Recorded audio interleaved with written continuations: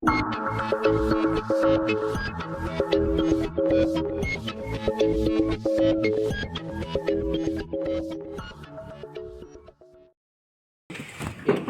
की गरिमा को मेरा नाम। जैसा कि हम जानते हैं, सदन पर रखा गया विषय है बुद्धिजीवियों के सदन का मत है कि व्यक्ति के भय का कारण वो स्वयं है। महोदय, पहले कुछ की टर्म समझ लेते हैं। बुद्धिजीवी कौन होते हैं? बुद्धिजीवी वह लोग होते हैं जो किसी भी विषय की एकदम गहराई में जाके उसका अच्छे चिंतन मनन करते हैं, व्यक्ति के स्वभाव को समझते हैं और फिर उसके जाकर उसका विश्लेषण करके किसी निष्कर्ष तक पहुंचते हैं, वो बुद्धिजीवी होते हैं। और महोदय, यहाँ व्यक्ति से तात्पर्य क्या है? व्यक्ति यह समाज की एक मूल इकाई है, सबसे छोटी इकाई है, जो समाज को अपने सेंसेस से परसीव करता है, उसके बाद उसे इंटरप्रेट अपने हिसाब से करता है। वह समाज में रहने वाला व्यक्ति है और वो एक रेशनल व्यक्ति होता है। ठीक है महोदय। और अब समझते हैं कि जो भय है वो क्या है। भय व्यक्ति का अगर व्यक्ति को हम देखें तो दो भागों में बटा हुआ है व्यक्ति, कॉन्शियस लेवल पर, एक सबकॉन्शियस लेवल पर। तो जो भय है व्यक्ति के कॉन्शियस लेवल पर भी एग्जिस्ट करता है, सबकॉन्शियस लेवल पर भी एग्जिस्ट करता है। अब महोदय समझते हैं भय होता क्या है। भय होता है व्यक्ति की मानसिक परिकल्पना, किसको लेके? जगत को लेके। जो वो अगर जब वो मानसिक परिकल्पना असहज होने लगती है, सहज जगत की, तब व्यक्ति में भय का निर्माण होता है और यही भय कहलाता है। जिस सहज से असहज मानसिक परिकल्पना हो जाती है व्यक्ति की, इसे भय कहते हैं। ठीक है महोदय। तो महोदय पहले, और मैं एक और पहला तर्क जो मैं रखना चाहूंगा सदन पटल पर कि मेरे प्रतिपक्ष आके बेसिकली ये पॉइंट उठा सकता है कि व्यक्ति के जो भय का कारण है वो पूरा एक्सटर्नल वर्ल्ड है, किसी का होना है भय का कारण। मेरा प्रतिपक्ष कह सकता है महोदय ये बात, पर मैं पहले ही कृति कर दूं, क्या सच में दूसरे का होना भय का कारण है? नहीं। वर्ड क्या है? वर्ड अपने आप में ऑब्जेक्टिव है और हम व्यक्ति का इंटरप्रिटेशन सब्जेक्टिव है, ये मैं पहले क्लियर कर दूं। और महोदय, अगर एक्सटर्नल वर्ल्ड भय का कारण होता तो ये इस माइक है, तो इस माइक में इंट्रिंसिकली भय का कारण होता तो हर व्यक्ति से डरता, पर हर व्यक्ति से नहीं डरता है। हर व्यक्ति का भय अलग अलग होता है। इसका कारण क्या है? व्यक्ति की सब्जेक्टिविटी, कि व्यक्ति के भय का कारण अलग अलग है। कोई किसी चीज से डरता है, कोई किसी चीज से डरता है, तो कोई जोकर से डरता है, तो कोई किसी चीज से डरता है। व्यक्ति अपने भय स्वयं बना रहा है, ये साफ साफ इसमें देखा जा सकता है। और महोदय, एक्सटर्नल वर्ल्ड को, जब व्यक्ति एक्सटर्नल वर्ल्ड होता है तो उसमें व्यक्ति अपनी सेंसेस के थ्रू उससे इंटरप्रेट कर, डेटा गैदर करता है और उस डेटा को अपनी रैशनैलिटी में जाकर उस पर विचार करता है, उसको इंटरप्रिटेशन करता है। और जब वो इंटरप्रिटेशन वो स्वयं खुद करने वाला है और उसे असहज लगती है, जब वो इंटरप्रिटेशन उसकी जो वर्ल्ड की वो परसीव कर रहा है और उसे इंटरप्रेट कर रहा है अपने रेशनल माइंड से, जब वो असहज हो जाती है, उस सिनेरियो में भय का जन्म होता है। और भय का कारण यहाँ एक्सटर्नल वर्ल्ड नहीं, व्यक्ति स्वयं जो जहाँ भय का जन्म व्यक्ति में हो रहा है, व्यक्ति के कारण ही हो रहा है, व्यक्ति के मन के इंटरप्रिटेशन के कारण। तो यहाँ कम साफ साफ देखने को मिलता है कि कारण व्यक्ति है। महोदय, अगला तर्क में जो मैं रखना चाहूंगा कि व्यक्ति में अगर हम भय को ध्यान से देखें तो किस चीज का मूल भय होता है? व्यक्ति में मूल भय होता है सर्वाइवल का। और इस सर्वाइवल का भय किसके सर्वाइवल का होता है? यहाँ केंद्र में कौन है? व्यक्ति स्वयं के सर्वाइवल का। यहाँ भी भय के केंद्र में व्यक्ति स्वयं आ रहा है, बाहरी वर्ड नहीं आ रहा है। तो यहाँ भी साफ साफ सिद्ध होता है कि जो व्यक्ति के मूलतः भय का कारण वो स्वयं रहा है।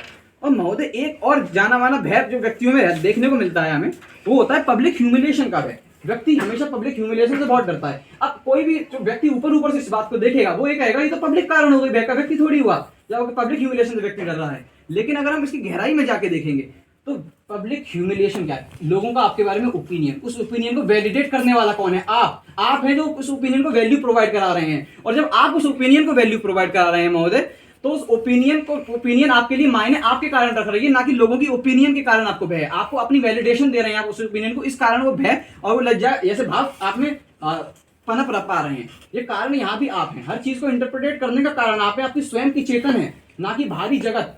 क्योंकि भारी जगत तो अपने आप में सबके लिए समान नहीं है। भारी जगत में इंट्रिंसिकली कुछ ऐसा है ही नहीं जिससे हर व्यक्ति भय करे। अगर भारी जगत भय का कारण होता तो कुछ भारी जगत में ऐसा होना चाहिए था कि उस चीज से हर व्यक्ति भय करता, उस चीज में ऐसी क्वालिटी होनी चाहिए।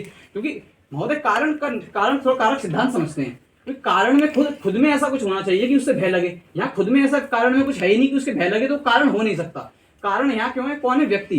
क्योंकि व्यक्ति के खुद के कारण वहां भय की उत्पन्नता हो रही है, ना कि भारी जगत के कारण। महोदय, एक थोड़ा वैज्ञानिक पहलू भी लाना चाहेंगे हम इसमें, कि अगर एक्सटर्नल वर्ल्ड को हम अच्छी से एनालाइज करें, एटॉमिक लेवल पे जाके एनालाइज करें, एक्सटर्नल वर्ल्ड में चेंजेस, मेरा प्रतिपक्ष कह सकता है कि हम तो चेंजेस के कारण भय आता है, एक्सटर्नल वर्ल्ड चेंज होता रहता है इसलिए भय आता है। लेकिन अगर हम डाउन लेवल, सब एटॉमिक लेवल पे जाके एनालाइज करें तो क्या मिलते हैं? परमाणु से भी छोटे कम, जो कि सेम रहते हैं, पूरे वर्ल्ड में सेम है।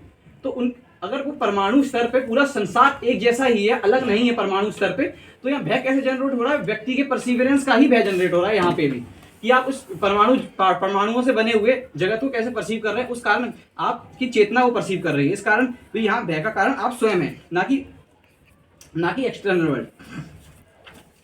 और महोदय, भय की उपज कहाँ होती है? व्यक्ति के चैतन्य में, मन में। ये उपजता भी मन में हो रही है, और उपजाने वाला कौन है? यह भी मन है। यहाँ भी कारक भी मन है और जहाँ हो रही है मेटीरियल कॉज और जो उपादान कारण है वो भी खुद व्यक्ति है। सभी प्रकार के कारण व्यक्ति अपने आप में स्वयं है। एक्सटर्नल वर्ल्ड तो केवल भारी से ओढ़ा एक तरीका उड़ा दिया है भय को छुपाने का। व्यक्ति महोदय, व्यक्ति क्यों नहीं मानता कि वो स्वयं भय का कारण है? व्यक्ति का अभिमान बीच में आ जाता है। व्यक्ति कैसे मान ले कि मैं खुद के कारण से डरता हूँ? ये व्यक्ति के अभिमान के कारण व्यक्ति इस बात को मानना नहीं चाहता और सारा आरोप व्यक्ति किस पे मर देता है? अपनी साइकी के कारण, एक्सटर्नल वर्ल्ड पे। और महोदय हम सबकॉन्शियस लेवल पे अगर थोड़ी बात करें, अगला आखिरी बिंदु सबकॉन्शियस लेवल पे तकना चाहूंगा। सबकॉन्शियस लेवल पे बुरे स्वप्न में भी व्यक्ति डरता है, स्वप्न के कारण भी व्यक्ति डरता है। तो सबकॉन्शियस लेवल पे जो डेटा व्यक्ति के हाथ में है वो कौन सा डेटा स्टोर करना चाहता है, जिन फीलिंग को व्यक्ति सप्रेस करता है वही हमारी सबकॉन्शियस ड्रीम्स में आती हैं, उसी के कारण भी भय उत्पन्न होता है। तो सप्रेस करने वाला कौन है? ये व्यक्ति है, जो अपनी कई जिन चीज़ों से व्यक्ति को सही सहज नहीं रखती उन चीज़ों को सप्रेस व्यक्ति करता है और वही उसके सबकॉन्शियसली उसके माइंड में रहती हैं, वो भी उसके भय का कारण बनती हैं। उसको हम स्वप्न रूप में सिगमंड फ्रॉइड की थ्योरी में भी ना देख सकते हैं। सिगमंड फ्रॉइड ने ऐसी बात अपनी थ्योरी दी है जो कि थ्योरी ऑफ सबकॉन्शियस है। इसी के साथ मैं अब तक वक्तव्य को समाप्त करना चाहूंगा और अंत तक कहना चाहूंगा व्यक्ति अपने भय का कारण स्वयं है, ना कि सदन पर प्रस्ताव विषय बुद्धिजीवियों के सदन का मत है कि व्यक्ति के भय का कारण वह स्वयं है कि पुरजोर विपक्ष में विचार रखने से पूर्व कुछ परिभाषाओं पर पुनः विचार करना होगा। सर्वप्रथम तो मैं बता दूंगा कि प्रतिपक्ष यहाँ पर जो एक बहुत महत्वपूर्ण शब्द है कारण, उसकी कोई परिभाषा देकर नहीं जाता। अब मैं बताता हूँ कारण का अर्थ क्या होता है। पहले बुद्धिजीवियों की परिभाषा जानते हैं। जैसे इन्होंने बुद्धिजीवियों की जो परिभाषा दी उसी में थोड़ा और ब्रॉड करते हुए समझेंगे कि बुद्धिजीवी जो है वो ह्यूमन साइकी यानी मनुष्य के मनोविज्ञान को समझ रहे हैं। और क्या समझ रहे हैं कि मनुष्य कभी आइसोलेशन में जन्म नहीं रहा, मनुष्य एक समाज में जन्म ले रहा है। तो जो उसका सेल्फ है वो एक तरीके से सामाजिकृत सेल्फ है। अब जब मनुष्य का सेल्फ सामाजिकृत है तो मनुष्य के दो प्रकार का हम समझ सकते हैं। एक मनुष्य का व्यवहार होता है, एक मनुष्य का स्वभाव होता है। मनुष्य का व्यवहार समाज निर्धारित करे, इसका बिहेवियर कैसा होगा। उसका स्वभाव, उसके स्वभाव में कुछ प्रकृति प्रदत्त प्रवृत्तियां होती हैं जो कि बाय नेचर उसके अंतर्गत होती हैं। ये प्रकृति प्रदत्त प्रवृत्तियां कौन सी होती हैं? भय, करुणा, क्रोध, ये मनुष्य के भीतर है, ये प्रकृति प्रदत्त है। अब हमें समझना होगा कैसे। ये मनुष्य के भीतर तो है, पर जब इन जो ये सारे भाव है मनुष्य के भीतर एक डेड फॉर्म में, इनको जब कुछ चीजें ट्रिगर करते हैं, यानी कि कुछ स्टिमुलस है, कुछ चीजें जो इनको अफेक्ट करेंगी तो ये चीजें बाहर निकलेंगी। यानी हम एक तरीके से इनको एक्सप्रेशन के लेवल पर, अनुभूति के लेवल पर आएंगे। मेरे भीतर जन्म से भय था, लेकिन मैं जन्म से भय की अनुभूति नहीं कर रहा था। जिस क्षण मैंने जन्म से जिस क्षण मैंने भय की अनुभूति करी, उस अनुभूति के पीछे जो ट्रिगर था वो उसका कारण हुआ। तो कारण यहाँ पर क्या है? कारण दरअसल ट्रिगर, ये स्टिमुलस है जो मेरे प्रकृति प्रदत्त प्रवृत्ति को उभारने का कार्य कर रहा है। उसके बाद इन्होंने भय की परिभाषा देते हुए कहा भय एक मानसिक परिकल्पना नहीं महोदय, परिकल्पना नहीं है। परिकल्पना और प्रवृत्ति में अंतर होता है। भय मनुष्य की प्राकृतिक प्रवृत्ति है, कोई परिकल्पना नहीं जो मनुष्य परिकल्पित कर रहा है। प्रवृत्ति उन्होंने कहा कॉन्शियस लेवल पर, सबकॉन्शियस लेवल पर भय होता है, बिल्कुल होता है। सहज से असहज, ठीक है। अब हमें समझना होगा कैसे प्रतिपक्ष कुछ जैसे तर्क देके जाते हैं, उनके तर्कों का पहले मैं खंडन करना चाहूंगा। सबसे पहले उन्होंने कहा कि एक्सटर्नल वर्ल्ड का कोई डेटा है और हम उसका इंटरप्रिटेशन कर रहे हैं। सबसे पहले हमें समझना होगा कि भय एक फीलिंग और इमोशन है। जब कोई ये फीलिंग या इमोशन व्यक्ति के मस्तिष्क में, मनोविज्ञान में आ रहा है, तो एट एवरी पॉइंट इंटरप्रिटेशन के बाद नहीं आ रहा, विचार इंटरप्रिटेशन के बाद आ रहे। पर जो फीलिंग है, इमोशन है, अब जैसे मुझे किसी ने कुछ बोला, मुझे बुरा लगा, मुझे बुरा फील हुआ, तो बुरा इंटरप्रेट करके फील नहीं हुआ, वो बुरा तुरंत फील हुआ। यानी कि ये जो भय है कोई वेल थॉट, कोई फील, मतलब एक विचार नहीं, एक फीलिंग है, इमोशन है जो किसी चीज के होने के तुरंत बाद होती है। अब यहाँ पर भी जो ट्रिगर है हमें उसको कारण बताना पड़ेगा। तो एक कारण मन को बता के जा रहे नहीं। अब यहाँ पर तीन चीजें हैं, एक कर्ता है, एक कर्म है और एक कारण है। कर्ता यानी किसी चीज को करने वाला, यानी यहाँ पर यदि मेरे मन में भय आ रहा है तो मन करता हुआ यहाँ पर। कर्म यानी कि भय एक तरीके से जो मुझे फीलिंग हो रही है, अनुभूति हो रही है, वो कर्म है। कारण क्या है? इसका रीजन क्या है? रीजन मन नहीं, कर्ता और कारण एक नहीं हो सकते। अच्छा मुझे भय हो रहा है तो भय का कारण मैं नहीं मानने वाला। भय मेरे भीतर आ रहा है लेकिन उस भय को ट्रिगर तो कुछ और कर रहा है, तो कारण तो वो चीज हुई। कैसे? उसके बाद इनका दूसरा आता है पब्लिक ह्यूमिलिएशन। अब ये ह्यूमिलिएशन एक तो समझे नहीं, ये ह्यूमिलिएशन, भय, लज्जा, हर चीज को एक करके चले जा रहे हैं। यदि आप ह्यूमन साइकी को समझते हैं तो आपको समझना हो कि डिफरेंट इमोशंस, अलग अलग इमोशंस होते हैं। यानी कि भय भी है, आपका लज्जा भी है, आपको एक तरीके से बेइज्जती भी फील हो रही है। बेइज्जती की फीलिंग और भय की फीलिंग एक नहीं होती, और एक तरीके से आप दुख की फीलिंग और भय की फीलिंग एक नहीं होती। उसके बाद आप एक तर्क और रख के जाते हैं कि किस प्रकार से ये पूरा विश्व जो है, एक तो ये खुद ही एक पल ये कंसेंसस पे नहीं आ पा रहे कि विश्व ऑब्जेक्टिव है, सब्जेक्टिव है। क्योंकि एक पॉइंट ऑफ टाइम पे कह रहे हैं कि इस वर्ल्ड वर्ल्ड में क्योंकि सारी चीजें ऑब्जेक्टिव है तो प्रत्येक व्यक्ति का अपना सब्जेक्टिव इंटरप्रिटेशन उस हिसाब से डर हो रहा है। दूसरे पॉइंट पे कह रहे हैं नहीं सब एक ही एटम से बने, एटम अनचेंजेबल है, तो एक तरीके से विश्व ऑब्जेक्टिव हो गया। अब यहाँ पे समझना होगा कि जो विश्व एटम से बने उन एटम्स को भी सूक्ष्म लेवल पर हम जब देखें उसमें प्रोटॉन न्यूट्रॉन ये लगातार हर क्षण इनकी स्थिति परिस्थिति बदलती रहती है। जिस प्रकार से विश्व में जो परिस्थितियां वो कभी सेम नहीं रहती, अलग अलग पॉइंट ऑफ टाइम पे उनका भी चेंज होता रहता है और इसलिए अलग अलग परिस्थितियां अलग अलग पॉइंट ऑफ टाइम पे अलग अलग तरीके से ट्रिगर करते हैं, इसलिए उनको कारण बताएंगे। अब हमें समझना होगा भाई दो प्रकार से होता है, एक पर्सनल फियर होता है, एक सोशल या जियोग्राफिकल फियर। पर्सनल फियर यानी व्यक्तिगत भय, इसके एक तरीके से चार तरीके के भय होते हैं। फियर ऑफ लूजिंग यानी किसी चीज को खोने का भय, फियर ऑफ डिटैचमेंट किसी चीज से एक तरीके से बिछड़ जाने का भय, फियर ऑफ डेथ मृत्यु का भय, फियर ऑफ मिस हैपनिंग यानी कि कुछ गलत हो जाने का भय। अब इसमें सबसे पहला जो आ रहा है फियर ऑफ लूजिंग या फियर ऑफ डिटैचमेंट, वो क्यों आ रहा है? क्योंकि मैंने संसार में कुछ चीजें देखी। मान लीजिए कोई व्यक्ति है, कोई वस्तु है, उससे मुझे प्लेजर मिला, मटेरियल प्लेजर। अब वो प्लेजर की मैंने अनुभूति करी। अब जब मैंने उस प्लेजर की अनुभूति करी उसके बाद क्या, इस प्लेजर को खो देने का जो भय वो मेरे अंदर आ रहा है। इस प्लेजर को खो देने का भय मेरे अंदर आ रहा है, लेकिन आ कहां से रहा है? उस प्लेजर से। प्लेजर कहां से डिराइव हो रहा है? उस व्यक्ति से या उस वस्तु से। यानी कि उसके कोर में उसका ट्रिगर कौन है? वो व्यक्ति या वस्तु जिससे फियर ऑफ डिटैचमेंट या फियर ऑफ लूजिंग आ रहा है। फियर ऑफ डेथ, जैसे ये भी कहते हैं fear of survival. Fear of survival है क्यों? इसलिए क्योंकि व्यक्ति ने जीवन जिया। जीवन क्यों जिया?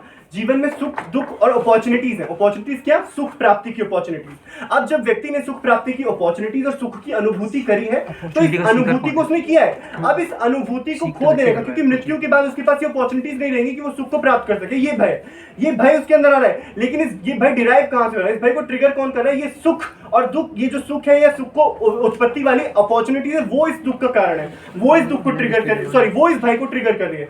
दुख नहीं भय, हाँ वो इस भय को ट्रिगर कर रही है। तो यहाँ भी कारण वो ये जो मटेरियल प्लेजर है जो मैं व्यक्ति या वस्तु से डिराइव कर रहा हूँ वो यहाँ पर भय का कारण है। फिर सोशल या जियोग्राफिकल फियर को देख सकते हैं। तो हमें समझना होगा कुछ तो हम एक सामाजिक अनुबंध के अंतर्गत रह रहे हैं, जैसे मैंने पहले ही बोला कि हम एक सोसाइटी में रह रहे हैं जहाँ पर एक सामाजिक अनुबंध सोशल कॉन्ट्रैक्ट काम कर रहे हैं। ये सोशल कॉन्ट्रैक्ट अगर टूटेगा तो हमें दंड मिलेगा, दंड मिलेगा। हम इस दंड के भय से सोशल कॉन्ट्रैक्ट को मान रहे हैं। अब यहाँ पर हमें समझना होगा कि यदि इनके पैराडाइम में जाकर मैं एक शख्स को ये बोल दूं कि कह रहे हैं कि अच्छा भय का कारण व्यक्ति स्वयं है, पर यहाँ पर क्या हो रहा है? यहाँ पर जो सामाजिक अनुबंध है जिसको देखकर मेरे अंदर ये फीलिंग आ रही है कि क्या कहते हैं अगर मैं सामाजिक अनुबंध को तोड़ूंगा तो मुझे दंड मिलेगा। तो यहाँ पर भी ये जो भय कहां से डिराइव हो रहा है? उस दंड नीति से।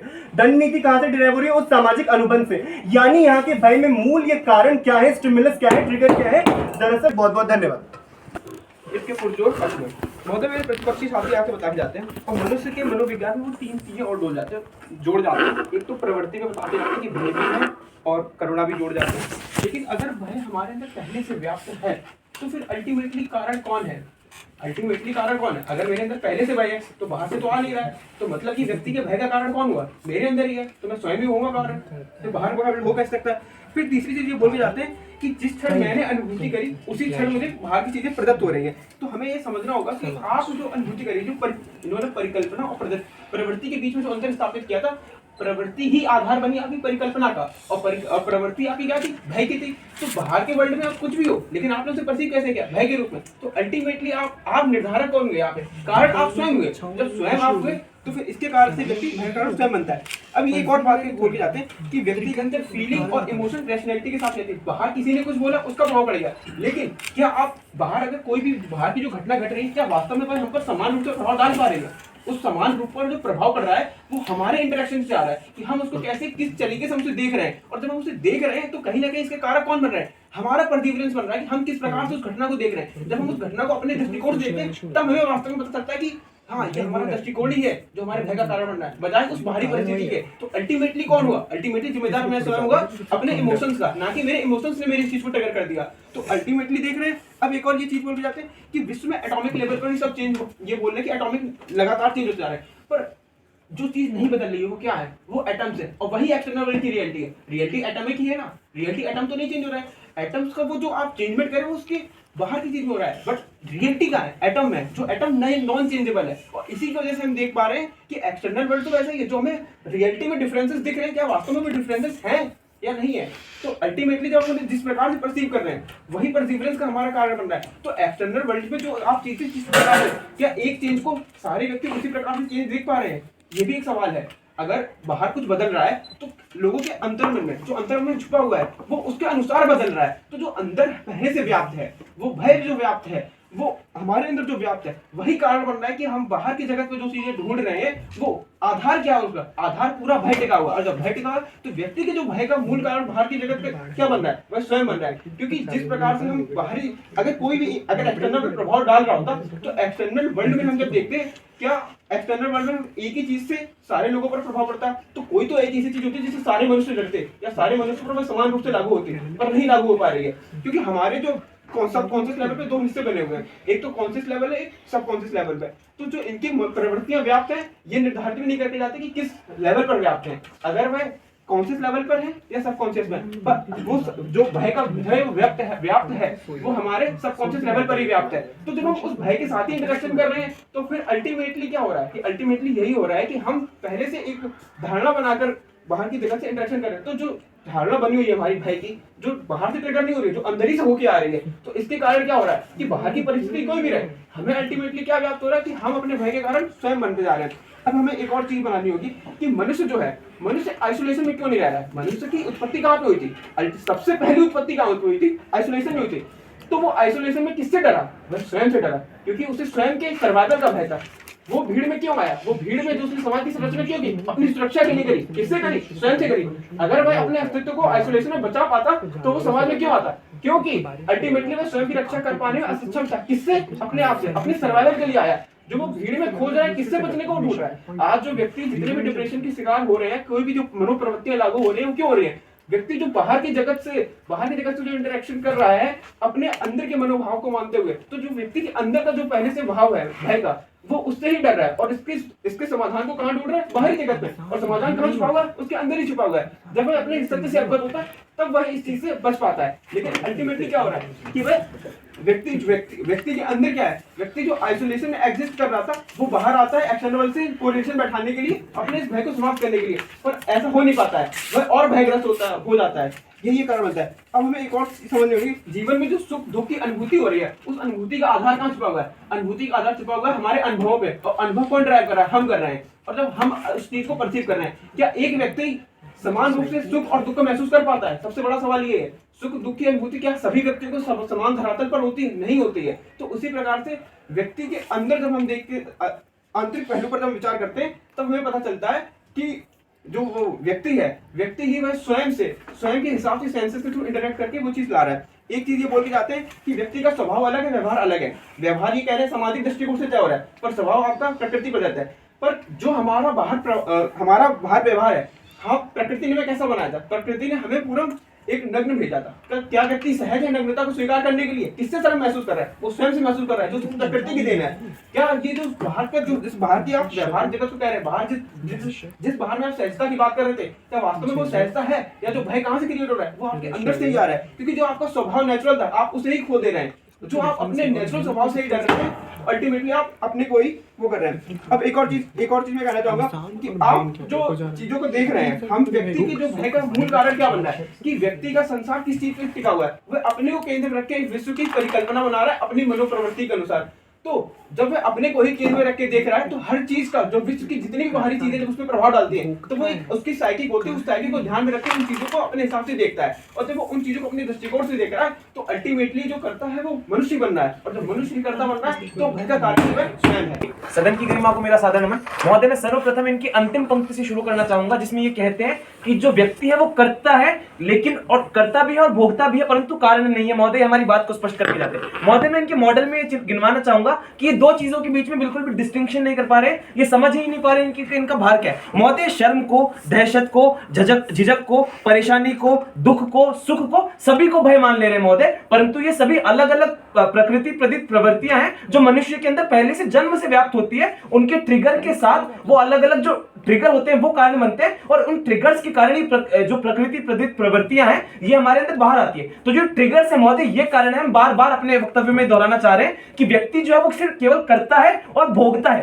कारण व्यक्ति नहीं है महोदय। इसके बाद ये कहते हैं कि सभी व्यक्तियों के ऊपर समान प्रभाव नहीं पड़ रहा है। यदि किसी भय का समान प्रभाव है तो सभी व्यक्तियों के ऊपर नहीं पड़ रहा है। महोदय मैं एक उदाहरण देना चाहूंगा कि यदि एक बाढ़ आती है तो उस बाढ़ का प्रभाव एक 4 मंजिला मकान में रहने वाले व्यक्ति के ऊपर और एक झोपड़ी में रहने वाले व्यक्ति के ऊपर समान रूप से नहीं पड़ेगा, क्योंकि 4 मंजिला मकान वाले व्यक्ति को यह पता है कि यदि बाढ़ आएगी भी तो चौथे मंजिल पर जाकर बच सकता है, परंतु यदि व्यक्ति झोपड़ी में रहता है तो उसे यह मालूम है कि वो इस बाढ़ से नहीं बच पाएगा। ऐसे में इस भय का कारण क्या है महोदय? बाढ़ है। व्यक्ति कौन है? उस भय को खाली उसके मन में एक स्थान प्राप्त हो रहा है और उस भोग रहा है उस भय को, लेकिन कारण क्या है? बाढ़ ही कारण है महोदय। यदि व्यक्ति अब ये कह देते हैं कि मन डर रहा है, नहीं महोदय, मन डर नहीं रहा है। मन वो स्थान है जहां पर डरने का जो भय का जो फीलिंग है वो आ रही है, परंतु उसका कारण जो है, कारण हमेशा से बाढ़ ही रही है। इसके बाद महोदय कहते हैं कि इमोशंस ट्रिगर करते हैं। इमोशंस ट्रिगर नहीं करते महोदय, इमोशंस ट्रिगर होते हैं। इमोशंस ट्रिगर किसके कारण होते हैं? उन स्टिमुलस के कारण होते हैं जो हमें छोटे छोटे कारण मिलते हैं, पूरे समाज से मिलते हैं कि अच्छा इन चीजों की वजह से आपको डरना है, इन चीजों की वजह से आपको नहीं डरना है। इसके अलावा महोदय ये अपनी पहले क्या कर जाते हैं कि भय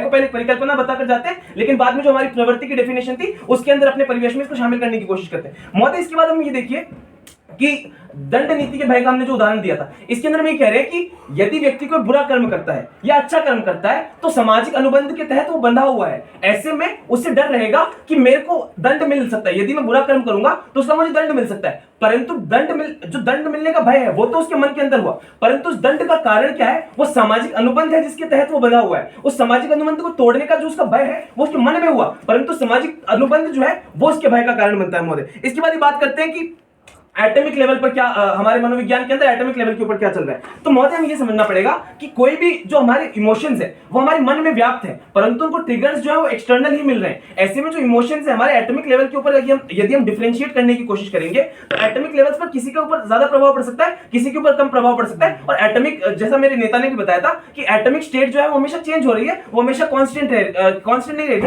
चेंज इज कांस्टेंट। ऐसे में हमें यह समझना होगा कि जब बार बार वो इमोशंस हमारे बदल सकते हैं, उसका प्रभाव कम या ज्यादा हो सकता है, परंतु कारण हमेशा भारी होगा, कारण हमेशा कभी भी मनुष्य स्वयं नहीं हो सकता है।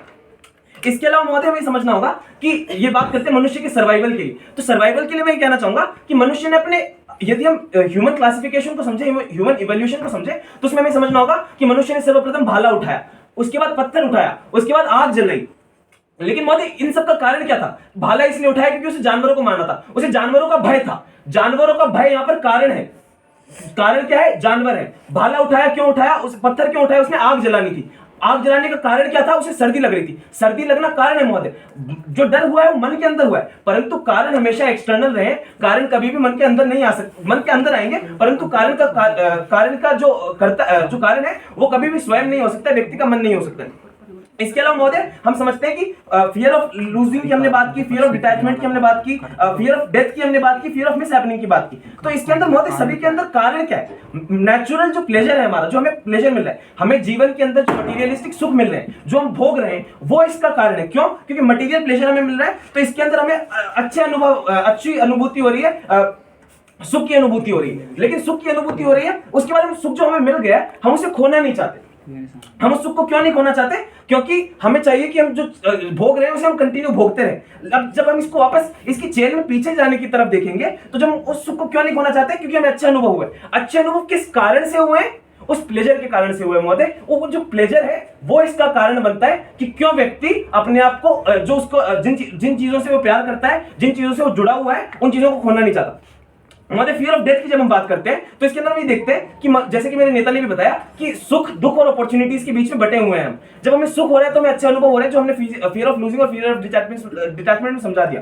दुख के अंदर भी हम ये समझेंगे कि जब व्यक्ति को दुख हो रहा है तो दुख का कोई ना कोई कारण है जिसके कारण उसे अपने आप को ना खोने का डर हो सकता है। इसके बाद हम समझेंगे जब अपॉर्चुनिटीज मिलती है तो अपॉर्चुनिटीज के अंदर हमें सुख प्राप्ति की अनुभूति है, उसकी एक आकांक्षा है कि हमें सुख प्राप्ति होगी। अब सुख प्राप्ति जिन कारणों से होगी, सुख प्राप्ति जिन वजहों से होगी, वो कारण बनेंगे क्योंकि हम सुख को प्राप्त करना चाहते हैं। और इसी के कारण हम ये समझा पाएंगे कि क्यों हम कंटिन्यू करना चाहते हैं जीना, क्यों हम नहीं मरना चाहते। इसके अलावा हमें महोदय में समझना होगा कि कोई भी नेचुरल कैलामिटी यदि होती है या अनकंट्रोलेबल कैलामिटी होती है, जिसका कंट्रोल हमारे हाथ में नहीं है, जिसको हम जिसके उद्देश्य को या जिसके रिजल्ट को हम अपने हाथ से बदल नहीं सकते, इसका भी कारण हम स्वयं नहीं है महोदय। कारण वो जो नेचुरल कैलामिटी हो रही है उसका जो हमें भय हो रहा है उसका कारण वो नेचुरल कैलामिटी ही रहेगी। मान लीजिए कि मेरे एक्सीडेंट हो जाता है, मुझे एक्सीडेंट होने का भय है, तो एक्सीडेंट होने के भय का विचार मेरे दिमाग में आया, विचार मेरे मन में आया, परंतु जो भय का कारण है वो हमेशा से वो होने वाला एक्सीडेंट रहेगा, वो होने वाली नेचुरल कैलामिटी रहेगी, या होने वाला वो अनकंट्रोलेबल इंसिडेंट रहेगा जो मेरे दिमाग के अंदर ये ट्रिगर कर रहा है कि भय हो जाएगा। इसी के साथ मैं अपने वक्तव्य को विराम देना चाहूंगा और पूर्ण रूप से एक बार फिर ये स्पष्ट कर देना चाहूंगा